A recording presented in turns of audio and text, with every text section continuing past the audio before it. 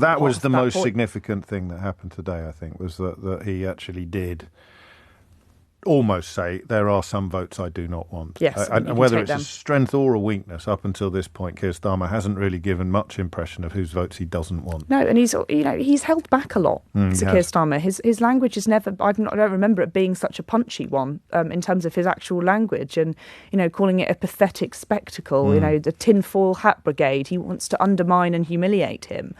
Some really strong language coming out, and I think the Prime Minister was on the back foot, and he didn't expect the argument to be framed from Keir Starmer in quite like this way. He has arguably stood up to those people who say that he should be pandering to the Brexit vote, pandering to the Nigel Farages of the world, because some of them might vote for you, and said, now actually, you know what, I'm doing well enough in the polls, I don't need those votes. So I suppose it all leads us to the question of just how nasty it's going to get. As far as I'm aware, and people will correct me if not you, will correct me when I'm wrong. If I'm wrong, Starmer doesn't. He tends to criticise behaviour rather than individual. So he doesn't call Rishi Sunak names yet. I think he came closest today to doing that. Sunak doesn't have similar reservations. He's happy to accuse Keir Starmer of all sorts of personal. Doesn't have any principles. Yeah, there we go. Etc. So all that kind of thing.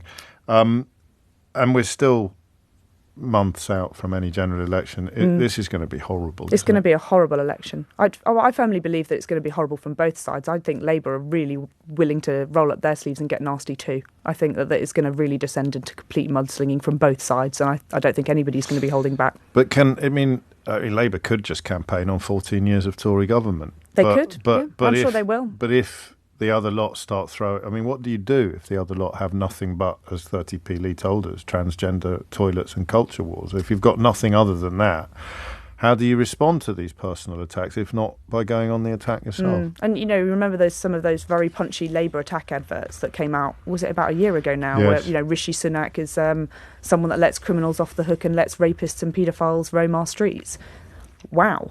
That was a step forward, and I think I can see Labour going, as strong, if not stronger, on that sort of argument, whether rightly or wrongly. I don't think they need to. I think you're right. They're doing so well already. Yes. I don't see why they need to descend themselves to that. You've got to push back. It's a difference between self-defence and offence, isn't it? So you've got to push back at some point, and one way of pushing back is by undermining the credibility of the person who's attacking you. But and that's what the Tory argument is. Keir Starmer doesn't stand for anything. He's spineless. What does he believe? What does he think? And then he comes out and says all of this stuff. And then everyone goes, "Oh, that's a bit much. That's a bit much." Yes, exactly. But anyway, I think the most significant development today was Starmer finding the space into which he's not prepared to move, or identifying the voters who he's not got any interest in wooing, and they are essentially Nigel Farage fans. Yeah. That's the crucial point here. He's essentially said, look, forget your red wall, forget your 30p Lee, forget all of your rhetoric about getting Brexit done and oven-ready deals. If you're a Farage fan, if you're still swallowing that snake oil,